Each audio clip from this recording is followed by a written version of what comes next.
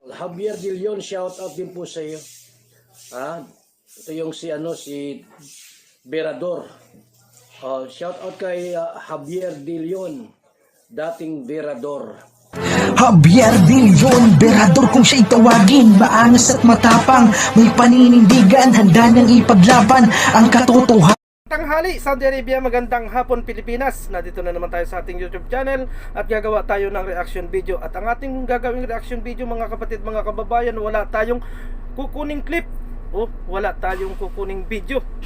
Bagkus sasagutin lang natin si Kuya Bal Santos Matubang kung ano ang magiging opinion natin sa masalimuot na buhay ni Ate Mylene. Yan po ang ating pag-uusapan. Pero bago yan, i-shoutout muna natin ang mga Karipa members, Unicap members at kay Gisa Bicolana, Sugarcane Channel, Mike Kawabi, Mystica Yons, and Rain Entertainment. Sa Rain Entertainment po sa ngayon ay iba na po ang kanyang channel. Ang nakalagay na po sa kanyang channel ngayon ay Team Good Vibes. Yan po ang channel ni Rain Entertainment.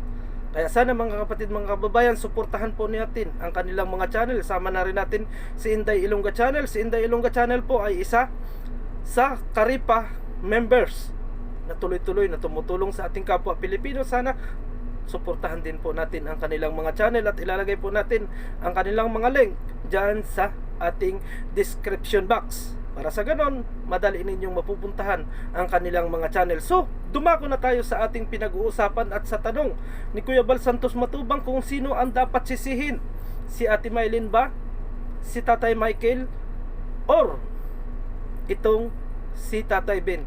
Sa totoo lang mga kapatid, mga kababayan, ako ay ngayon lang mag-opinion.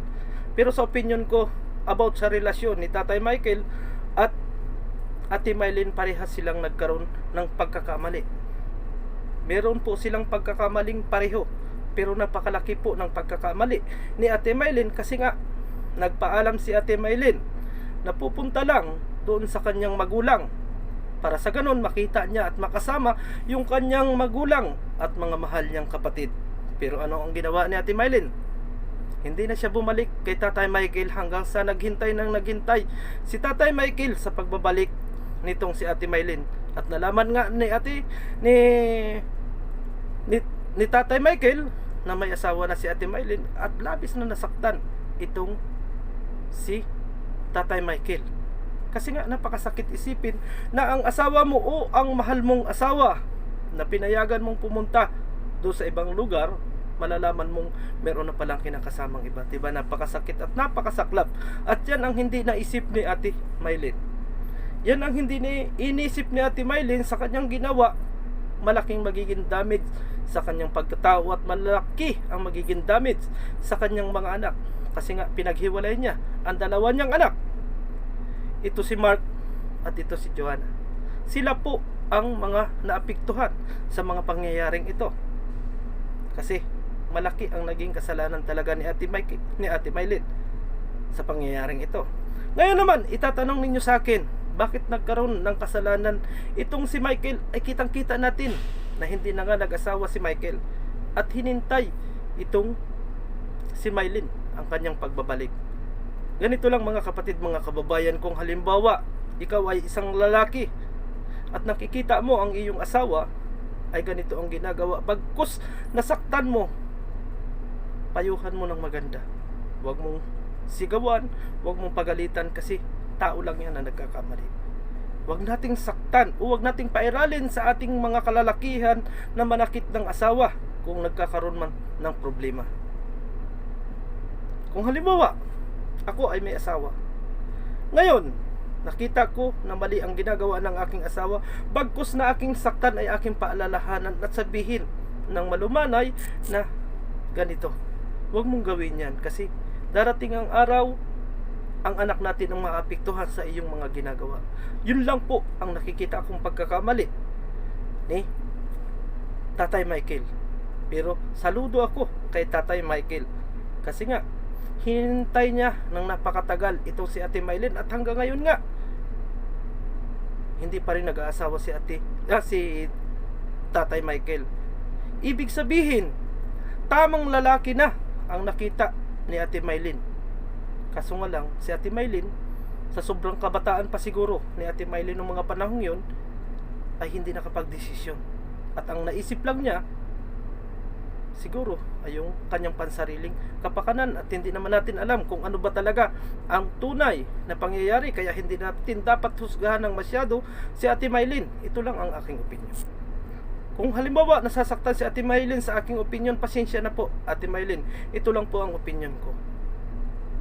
Kasi kung tutuusin, kung problemang mag-asawa, halimbawa sinaktan ka ni Tatay Michael, pag-usapan ninyo ng maayos. Hindi yung magpapaalam ka, pupunta ka sa iyong magulang at hindi mo nababalikan. Ito mga kapatid, mga kababayan, ay magiging aral na rin sa ating lahat, lalo na sa mga may asawa. At kung may bala kayong makipaghiwalay sa inyong mga partner, kausapin ninyo ng maayos. Makipag-usap kayo ng maayos na hindi nyo na kaya na makisama dahil sa kanilang mga ginagawa, dahil sa kanilang pang-aapi at pang-aabuso sa inyo. Kasi nandito tayo sa bansang malaya. Malaya tayong magsalita, malaya tayo na makapagsabi kung ano ang nasa loob natin. At kung hindi na natin kayang pakisamahan, go! Mga kapatid, mga kababayan, sa pag-iibigan ni Tatay Ben at Ate Mylene, alam na alam natin mga kapatid, mga kababayan, na nabatikos itong si Ate Mylene at Tatay Ben nang malaman ng lahat na nagmamahalan ang dalawa. At alam naman natin mga kapatid, mga kababayan, na nung unang-unang lumabas ito ay nagsinungaling si Ate Mylene. Kaya binatikos pa rin ang binatikos ng ilan nating mga viewers at ilan nating mga kapwa reaktor. Ang tanong, bakit nga pa binatikos natin yung kanilang pagmamahalan? Hindi po yung kanilang pagmamahalan ang binatikos ng ilan nating mga reaktor, at hindi rin po binatikos yung kanilang pagmamahalan ng ating mga viewers kung hindi dahil sa mga anak na nagutom. Doon po sa mga anak na nagutom sila nag-alala, hindi po sa pagmamahalan ni Ate Mylene at Tatay Ben. Ngayon, ang sinasabi ni Kuya Bal Santos Matubang na bawal ang kanilang pagsasama. Totoo yan, bawal. Kasi po lumalabas nakabit, magkabit lang silang dalawa. Kasi nga po, kasal si Ate Mylene sa unang asawa, kasal si Tatay Ben sa unang asawa. Ngayon, kung mag-iisip kayo na talagang magsasama ng panghabang buhay at magiging legal yung inyong pagsasama, ang isipin ninyo annulment. Alam na alam naman natin, pagdating sa annulment, napakalaking pera ang kinakailangang gastusin at napakaraming proseso na dapat gawin. At alam naman natin, ang buhay natin ay hindi naman tayo mayaman, at ultimo nga, yung mayaman ay nahihirapan magpaanal. Ngayon, kung talagang kayo ay nagmamahalan at handa na kayo na magsama pang habang buhay, ito lang ang aking masasabi. Mas mabuting kausapin mo, Ate Mylene, si Tatay Ben. And no, si Tatay Michael. Kausapin mo si Tatay Michael. At ikaw naman, Tatay Ben, kausapin mo ang tunay mong asawa. Para sa ganon, mapag-usapan ninyo at magkaroon kayo ng kaunting kasulatan. Magkaroon kayo ng kaunting kasulatan, kahit sa barangay lang, na wala nang pakialamanan. Magmamahalan na lang kami ni Mylene, ang sabihin mo. Para sa ganon, malayang malaya kayo na magmahalan at walang pwedeng manghimasok sa inyong pag-iibigan, kasi pag-ibig ninyo yan. Pero may pero pa rin. Kung maghahabol ang tunay na asawa ni Tatay Ben, kulagong si Ate Mylene, diba? At alam na alam naman natin ang side ni Tatay Ben, ni Ate Mylene, about dito sa kay Tatay Michael. Hindi na talaga maghahabol si Tatay Michael kasi nga hindi na niya mahal si Ate Mylene. Kaya magiging problema lang siguro natin dito kung maghahabol itong asawa ni Tatay Ben. Yan lang po ang opinion ko mga kapatid, mga kababayan, at pasensya na do sa mga taong nasasaktan sa aking mga sinabi, kasi yan lang po ang opinion ko. Pero hindi ko po sinasabi dyan sa ating vlog na to na sisihin natin si Ate Mylene sa lahat ng nangyari sa kanilang buhay.